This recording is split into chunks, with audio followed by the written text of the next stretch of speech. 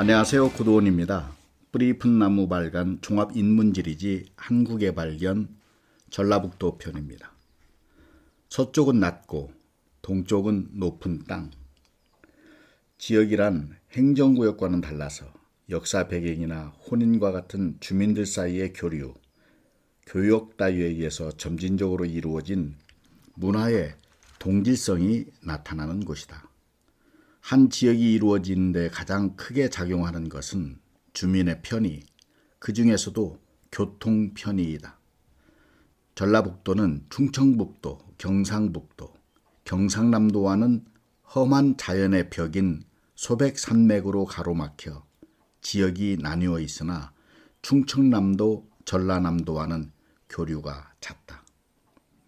전라북도의 행정구역은 근세에 들어와서 크게 3번 바뀌었다. 고려대학교 민족문화연구소가 펴낸 한국문화사 대계 14권 중에 나오는 문화사 지도, 전북 연감에 따르면 그전까지는 전라도 관찰사가 전주부에 있어 지금의 전라남도와 전라북도 및 제주도를 관할하다가 전라남도와 전라북도가 분리되었고 1963년에는 금산군과 익산군 황하면이 충청남도로 옮겨갔고 전라남도의 영광군 위도면이 부안군에 편입되었다. 이렇게 행정구역이 개편된 것은 20세기로 접어들면서 전라북도의 발전의 축이 군산, 이리, 전주로 바뀜에 따라 조선시대에는 남원 도호부로부터 우리나라의 남서부 내륙지방을 관할하던 남원의 세력권이 약해지면서 나타난 것으로 보인다. 여러 천년을 거쳐온 온의 정신, 가끔 가다가 남쪽 바닷가에서 바다거북이 나타났다는 소식을 듣게 된다. 그런 때의 사람들은 을의 상스러운 조짐이라고 생각하며 좋아한다. 바다거북은 남쪽 바다에 살고 있다. 더운 곳에서 신나게 바다에 뛰어들어 논이다가 해류를 따라 북쪽으로 올라오다 보면 어느덧 한반도의 바다 기슭에 다다른다. 그러나 북쪽에서 밀려오는 한류에 부딪혀 으시시한 추위를 느낀 바다거북은 햇볕을 쬐려고 물가로 다가온다. 그러다가 고기잡이 그물에 걸리든가 낯선 모래톱을 어슬렁거리다가 개구장이들의 포로가 되든가 한다. 바다거북은 선사시대에도 한반도의 무태에 올라왔을 것이다. 그런데 그 옛날에 남쪽에서부터 바다의 흐름을 따라와 한반도의 무태에 올라선 것은 이 바다거북뿐만이 아니었을 터이다.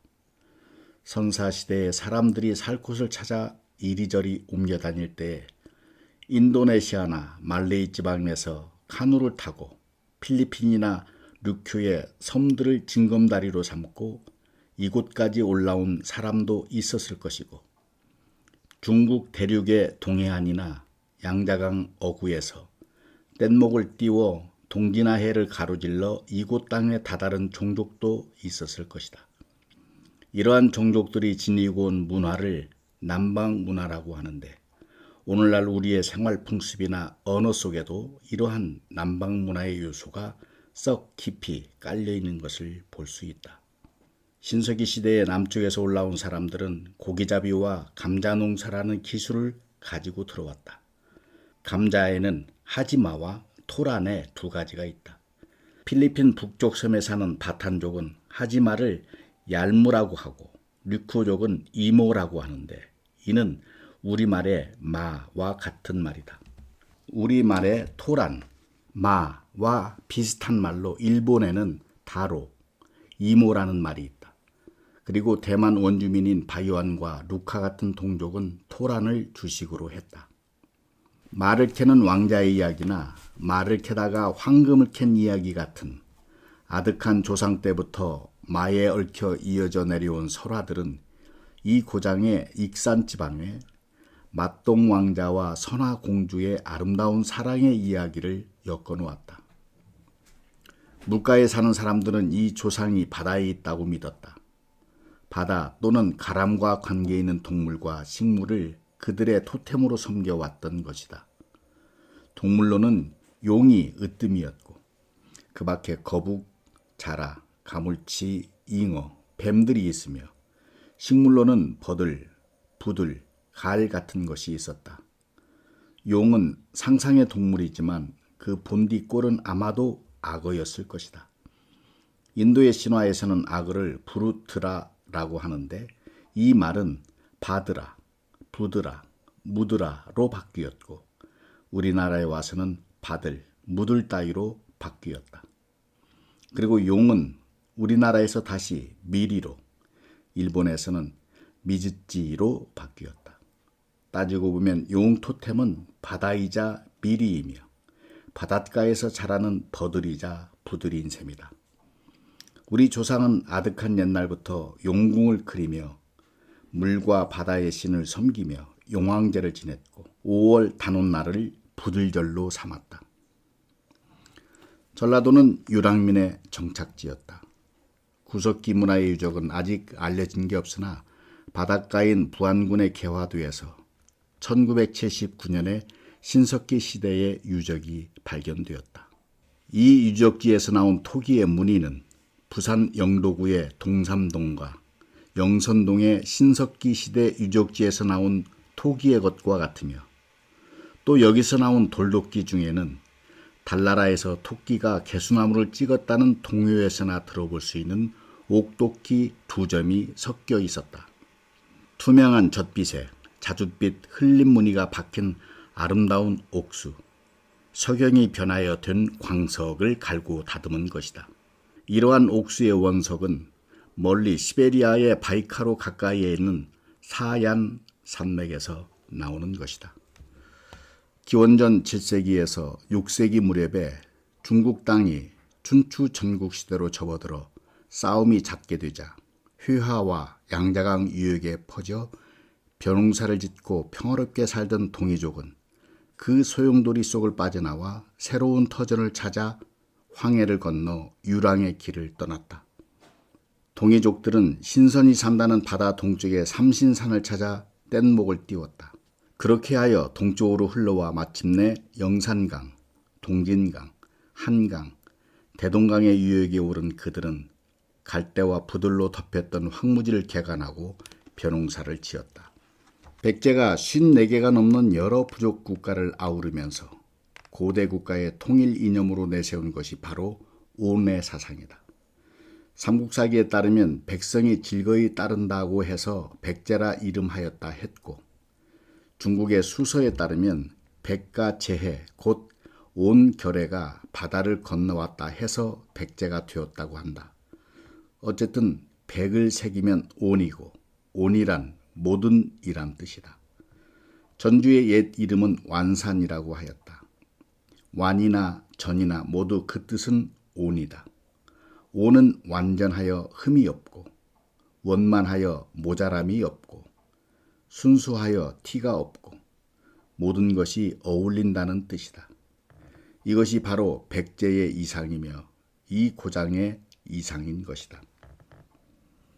백제는 온의 정신을 이상으로 내세워서 여러 부족을 통일했을 뿐만 아니라 수서와 같은 중국의 역사책에 따르면 중국의 남북조의 문물을 받아들여 동방의 강한 나라가 되었다.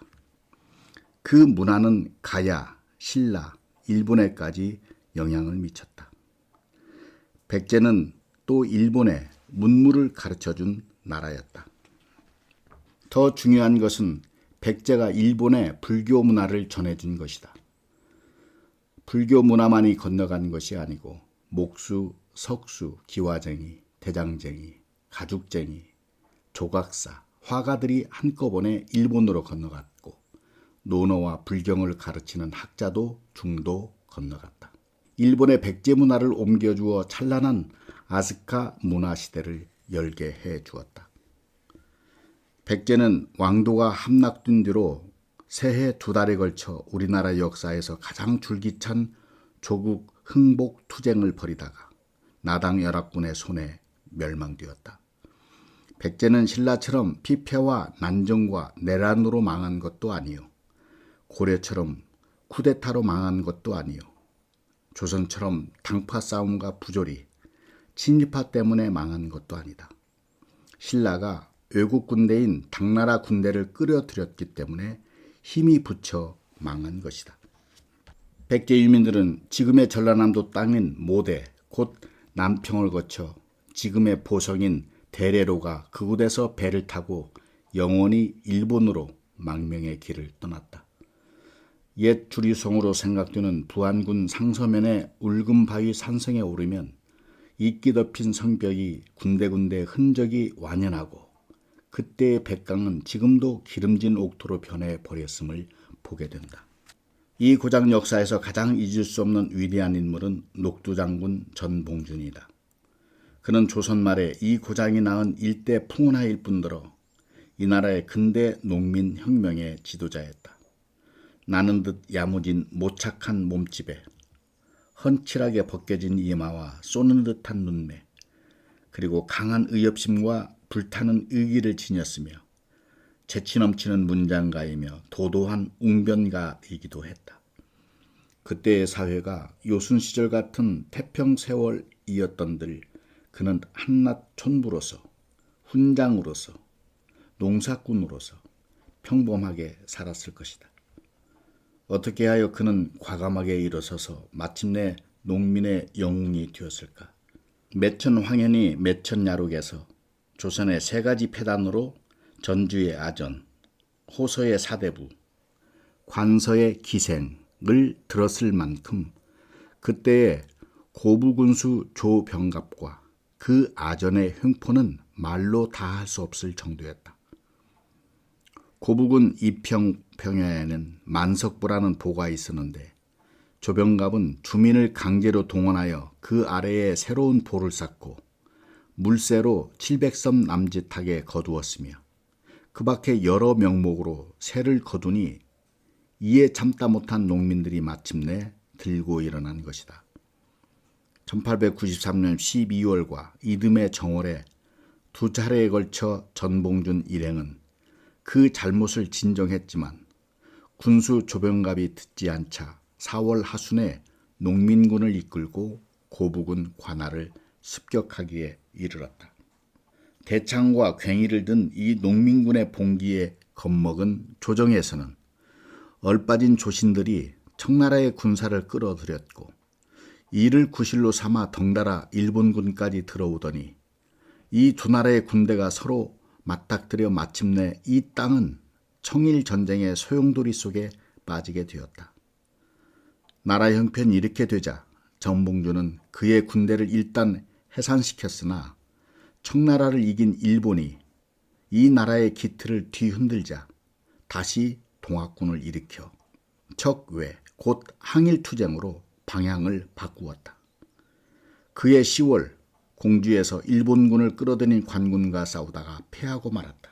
전봉준은 순창으로 피신하였으나 현상금을 탐낸 무리들 때문에 그 곳에서 붙들려 드디어는 41살이라는 한창 나이에 그의 뜻을 다 이루지 못하고 형장의 이슬로 사라졌다.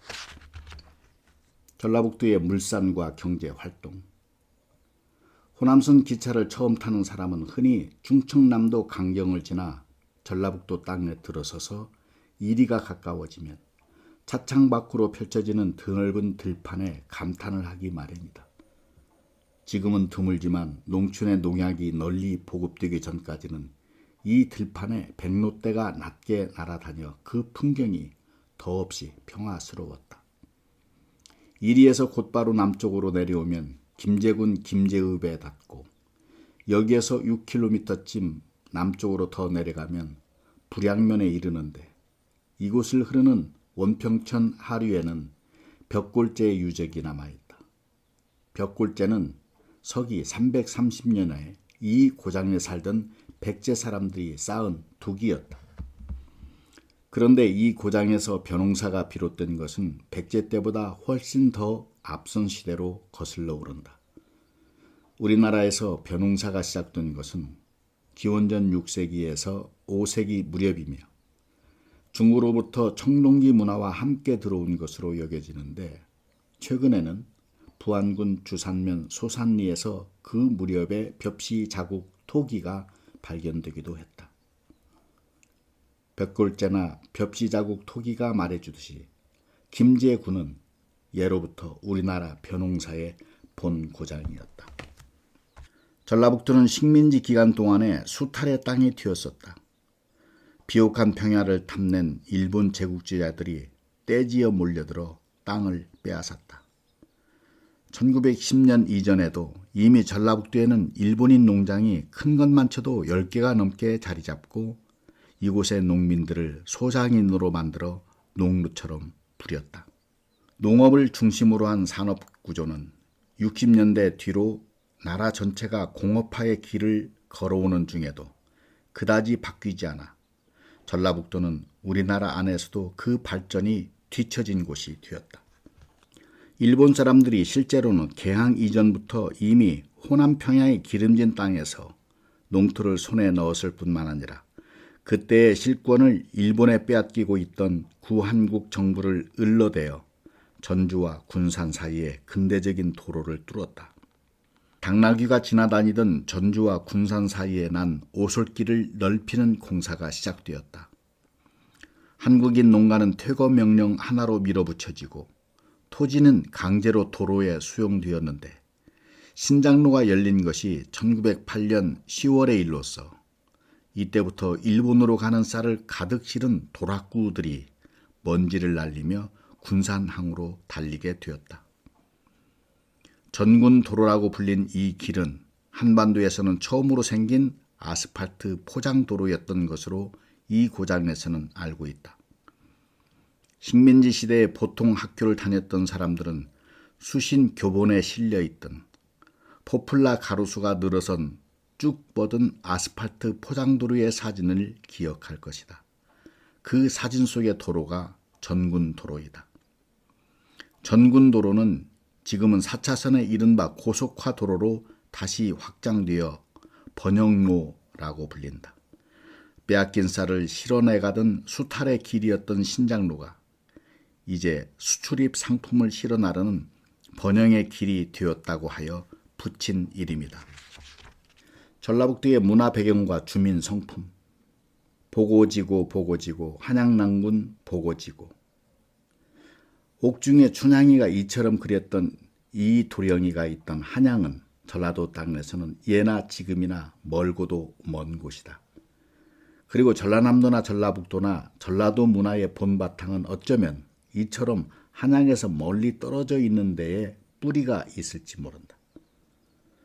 멀다는 말은 물리적인 뜻과 함께 심리적인 뜻도 갖는다. 눈에서 먼 것만이 먼 것이 아니라 마음에서 먼 것도 먼 것이다.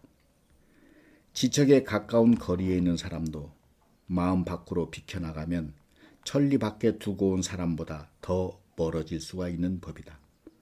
이중환의 택리지를 보면 신라 말기에 후백제의 견훤이 전라도 땅을 차지하고 고려 태조를 여러 번 공격함으로써 그를 여러 차례 위태롭게 하였는데 왕건이 견훤을 평정한 뒤에 백제 사람을 미워하여 차령 남쪽의 사람은 쓰지 말라고 임종 때에 분부하였다는 말이 나와 있다.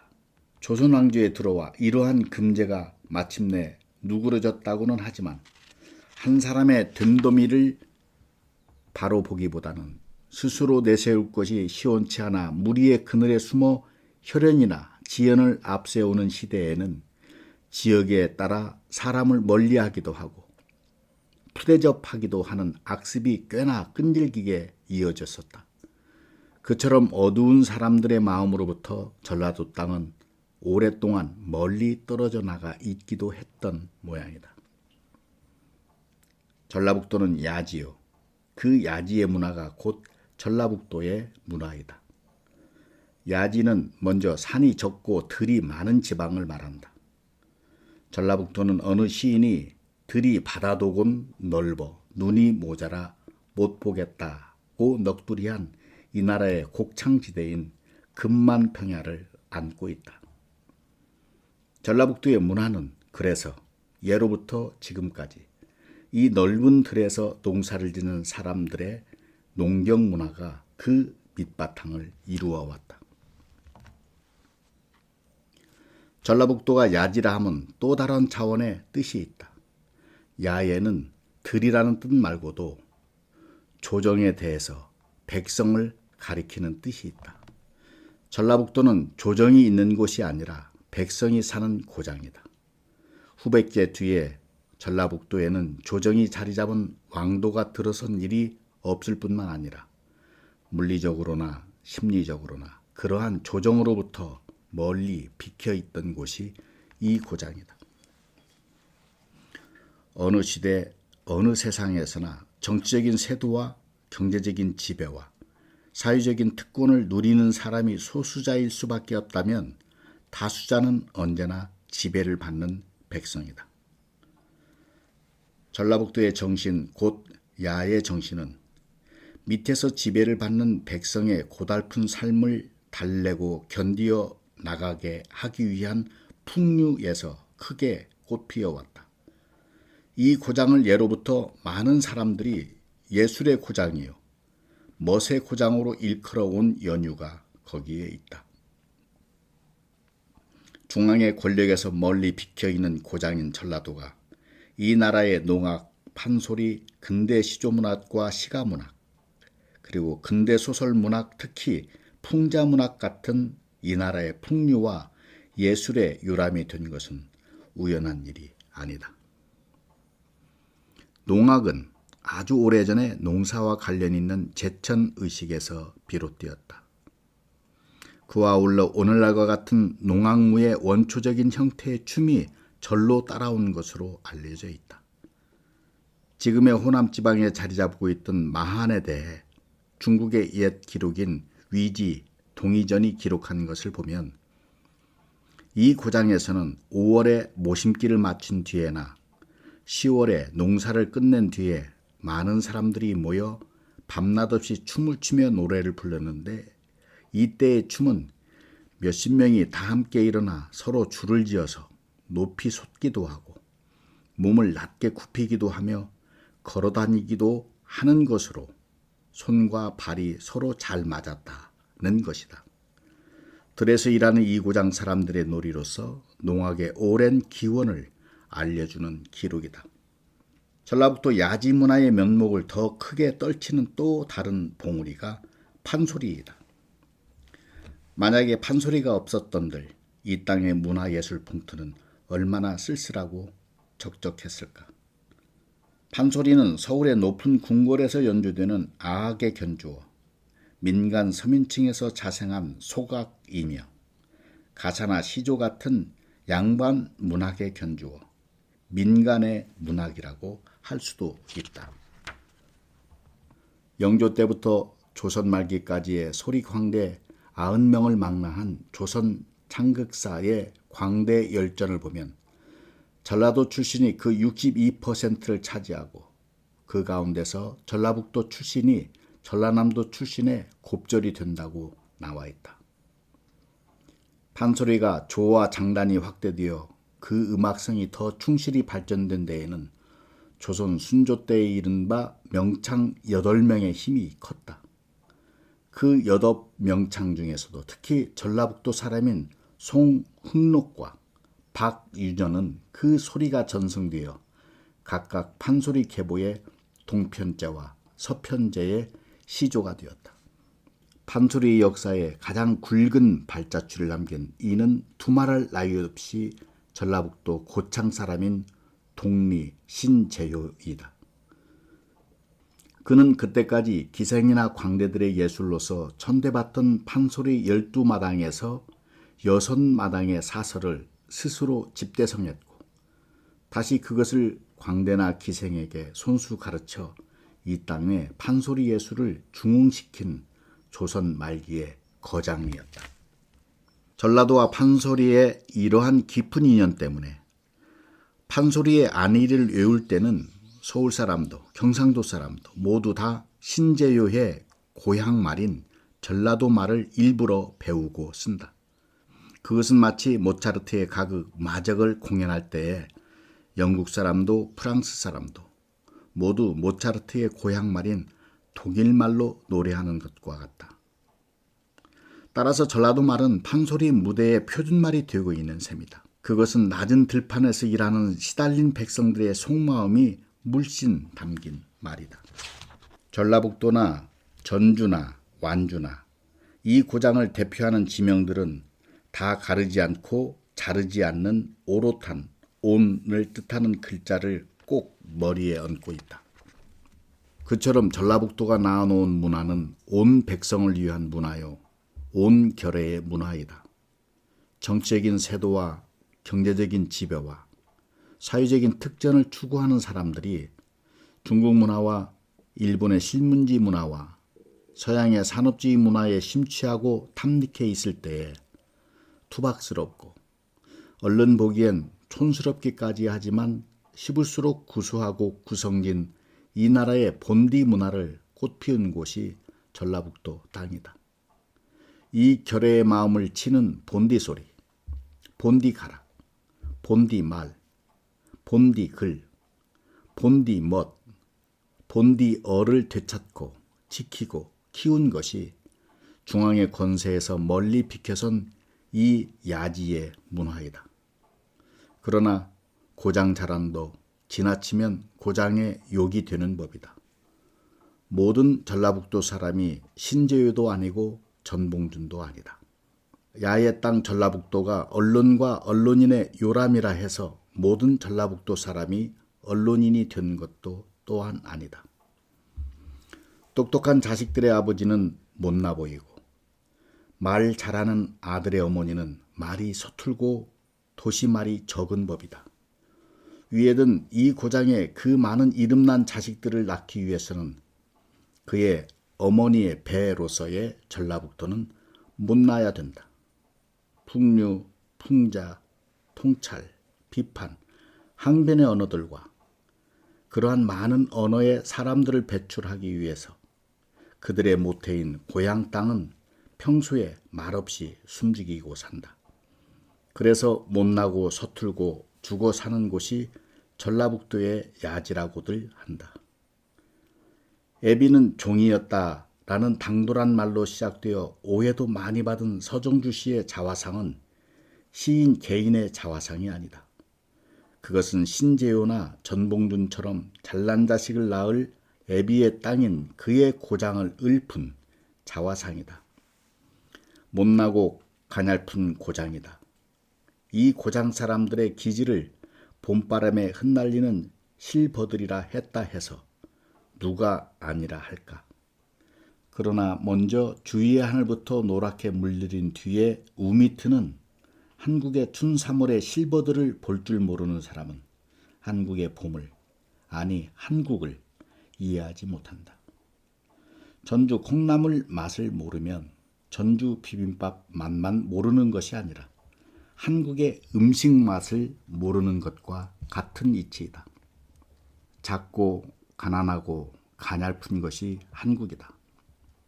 온 백성들이 다 알고 있는 이 만고의 진리를 중앙의 권세를 좇고 있는 몇몇 사람들이나 외래문물에 눈부신 거칠에 속이 어두워진 일부 사람들만은 모르고 있다. 그들은 더 모르고 있는 것은 작은 것이 나쁜 것이 아니고 큰 것이 좋은 것이 아니라는 사실이다. 몽땅한 것이 똑똑한 것이 아니고 가냘픈 것이 바보스러운 것이 아니라는 사실을 그들만은 모르고 있는 것이다. 전라북도의 문화는 그것을 씹어보면 이처럼 작고 가난하고 가냘픈 이 나라 이 결의의 참모습을 보지 못한 눈먼 사람에게도 생각의 어둠을 깨우쳐 줄 수 있는 그러한 문화이다. 바람에 날리는 실버들이 어찌 이 고장만의 기질이란 말일까. 강대국의 틈바구니에서 용케도 삶을 이어오고 스스로의 문화를 지켜온 힘과 슬기가 바람에 날리는 실버들의 질긴 속성과 닮았다고 해서 잘못일까. 그렇게 볼 때 서러워도 고향에 살지 하고 타이르는 서정주 씨의 고향은 이미 전라북도의 질마제가 아니다. 그것은 이 땅의 온 백성의 고장인 바로 한국 그것이다. 여기까지입니다. 오늘도 많이 웃으세요. 감사합니다.